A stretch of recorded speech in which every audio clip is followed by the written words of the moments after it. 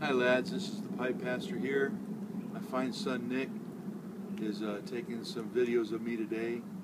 The first video I just did was showing off my pipes and my tobaccos, some tips on keeping your tobaccos. One thing I didn't say is that if you got black gold or anything like that, when you put it in a large container, like the ones I showed you, you usually don't have to put any moisture in there.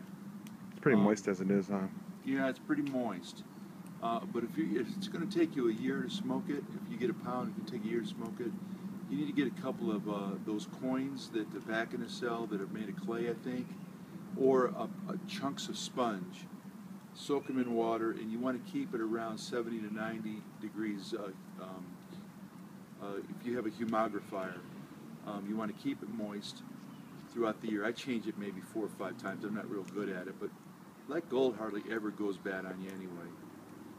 Some people put a piece of apple or something in there, and that's okay, but the apple will mold, and if you don't change it regularly, that mold will get on your tobacco, so you want to be careful about that.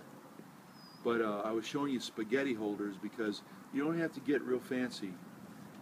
Anything that has airlock seal to it is fine. I prefer the containers that hold spaghetti in it because it's wider and it doesn't spill tobacco all over the place.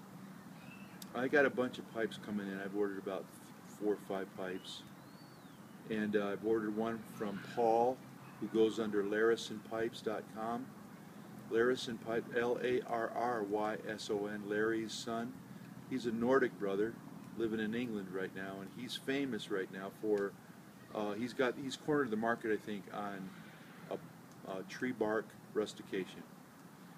Wait till you see his tree bark rustication. Some of them look like a log, you know, that's made out of pipe. So for those of you that are Hobbit and Loader fans, fun. But he's made me a pipe I'm going to open today. He's also made me, I'm sorry, I'm not opening, I haven't got his pipe yet. I ordered another from Chris McCarter, who's a young pipe smoker, new beginning. And I always like to give new pipe smokers an opportunity. And so I'm going to be sampling one of his when he gets it to me. He's making me a Canadian. Larrison, Paul, he made me a Canadian as well. And that's my new shape right now. I really like Canadians that are stacks and then bent like a cutty. But a new friend of mine, Mark Balkovec, I met him on YouTube. For years I've been trying to get his attention, and he's recently begun with the Facebook page showing his pipe porn to me, and so he's won me over. And Mark really got my attention because he's the only pipe maker I know that comes close to the Tom Eltang cutty that I love so much. I gave my Eltang cutty to Nick years ago. He used to call it the pine cone cutty. A very novel rustication. And I'll be doggone if Mark has not jumped on that, and I think his is better actually. And I also saw a pipe of his. I don't know how to describe it. It's a rustication. It looks like a slug to me, like a nasty old slug, you know. The only thing I can think of is maybe Trevor Talbert used to make pipes like this, but I asked him to make me 2 pipes. Finally, he got back to me because he's very busy, and he was kind enough to hit the specs for me. And I want to open his 2 today. And so remember the name Mark Balkovec. I'm going to try to get the spelling right. B-A-L-K. And I think it's either O-E or A, and then V-I-C. E-C.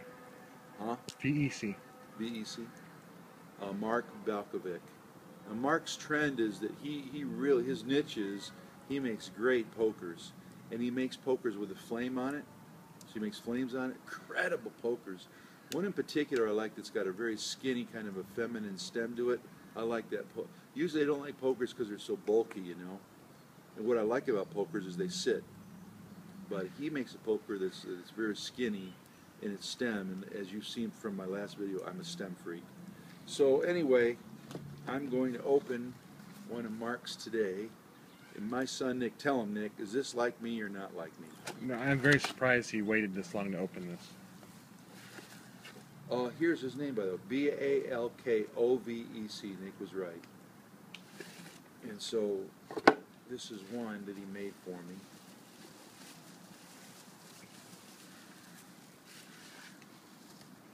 Mark, if you're watching, write us back and tell us what it's like for a pipe maker to watch somebody open one of his pipes. I'd be interested. I think I'd get a kick out of it. Okay, here it goes, guys. This is the first one I'm opening of Mark Balkovec that he's made for me, the PipePastor. The slug. You see what I mean about that slug look to it? Look at that pipe. It's a sandblast.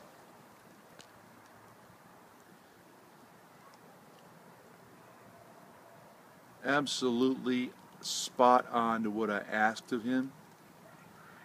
And Mark, he only makes, I think, acrylic stems, which won't oxidize, so they never get nasty on you. The only thing acrylic stem will do is it might dent from your teeth, and so you might want to use a rubber on it, a pipe tip rubber. Acrylics are better at not leaving dents than actual vulcanite is. I wouldn't worry about it, but yeah, they are less comfortable. It just depends on if you like to resell them. If you're going to resell them, protect the stem with a rubber tip. Yeah. Look at that, guys. Mark. Gorgeous. Is that a B on the bottom? Is that his symbol? Yeah, Balkovec. That's cool. Mark's cool. He looks like a couple of guys in my church, including my son Nick. He looks like a kind of a biker dude, and if you look on his site, there's a bunch of biker-looking dudes that are always on there with the pokers. Love that, man. Love those guys. And this is his rendition of what I asked him to make me. This next one is really what I was after him for. He kind of sidetracked me with that one. I really like that slug-looking rustication. This is the one that looks like Tom Eltang's Cuddy. I'm going to say that he's not copying Eltang. He's taken an Eltang design, I think, and he's bettered it. So here it comes, man. Dude. I feel like I'm on my honeymoon. Stripping my wife for the first... No, that's not... Edit that.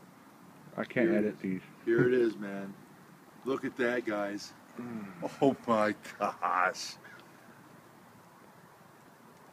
This is a Cuddy a la Tom Eltang.